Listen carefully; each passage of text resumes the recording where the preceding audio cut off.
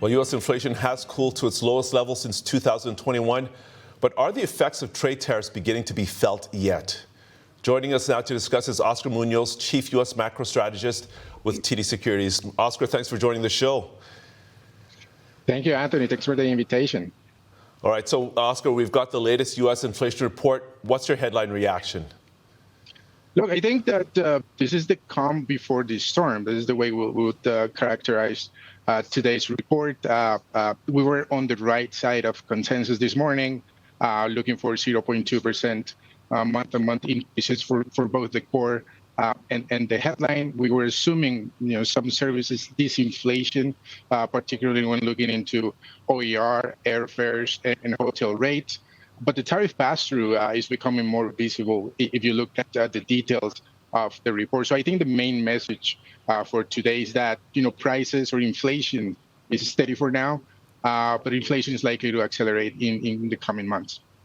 Okay, so what stood out for you in the report? And are we starting to see any signs of the impact of the tariffs yet in the numbers? Yes, actually, I think if, as I mentioned before, if you look at the details, particularly some goods items, you're seeing some pass-through, at least some strength in some of those categories. If you can think about household goods, recreation and communication goods. Those sectors are more, exposed to Chinese imports. You're starting to see some signs there. If you look at core goods excluding vehicles inflation, that's been gaining momentum since the start of the year on a month-to-month basis. And I think that's probably going to continue over the next few months, thinking between now and the summer reports.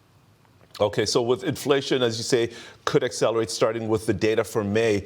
What are you expecting? Well, it's a little bit early. We still need to look through to the forecast for that month after the data that we received today. But I wouldn't be surprised to see, if you look at the average of core CPI inflation over the last 3 months, it's been at roughly 0.2% month-on-month. I wouldn't be surprised to see the May print to move higher into the 0.3 to 0.4 month-on-month area.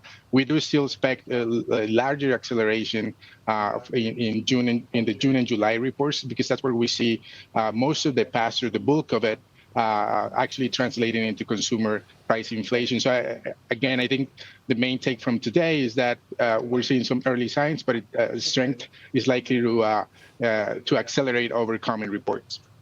Okay, so big question is, what does this all mean for the Fed? What's your interest rate outlook going forward?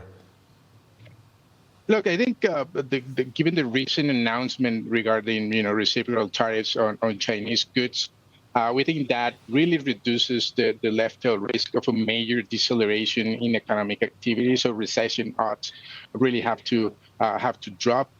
This means that if the labor economic activity side is able to remain resilient, the U.S. consumer means that the Fed can continue, focusing on inflation outcomes as we go through this tariff pass-through. It also means that maybe the economy does not need monetary policy support in the near term.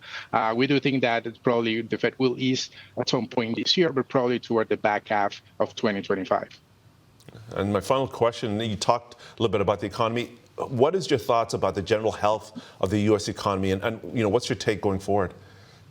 Yeah, look, I think the partial lifting of trade uncertainty, right? The trade detente between China and the U.S. means that, planning and spending can recover in the near term. Consumer and business expectations and sentiment should improve. I think we're seeing that in equity prices yesterday and today. Financial conditions should support the economy in the near term. So, I'm looking for still firm economic activity data over the next few months, particularly on the spending and labor market conditions. I think Q2 data should be okay. Q3 is where, there is some question mark, given that, as I mentioned before, you're going to see the bulk of the impact from high inflation there. And we have to see how the consumer reacts to that in terms of outlays, in terms of spending, given that inflation is going to lower real incomes.